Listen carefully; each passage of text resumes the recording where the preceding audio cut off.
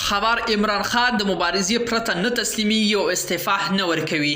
نور حال را سره په ویډیو کې وګورئ او ډیو کلیک چینل در سره سبسکرایب کړئ. په سلامونه مو هرکلی کوم په داسې حال کې چې پاکستان کې د صدر اعظم عمران خان په واک کې د پاتې کېدو یا لرې کېدو لپاره پارلمان کې د رایې اچونې ته یو ورځ پاتې. ښاغلي خان ویلي چې واک نه پرېږدي او استعفا نه ورکوي. ټاکل شوې ده چې د پاکستان ملي اسمبلي د سیاسي مخالفینو ګوندونو په غوښتنې د جمعې په ورځ د مارچ پر 25 او د وري پر 5 د صدر اعظم په توګه د عمران خان د کار دوام په حق له د رایو اچونې بهیر وپیل شي، کاندي چې ښایي اووه ورځې وخت ونیسي. ښاغلي خان د سیاسي مخالفینو د اقدام ته په غبرګون کې په یو اعلامیه کې ویلي چې پرته له دې چې د رایې اچونې نتیجه به څه وي، خو دا به واک نه پرېږدي او زیاته کړې چې مبارزې پرته نه تسلیمیږي.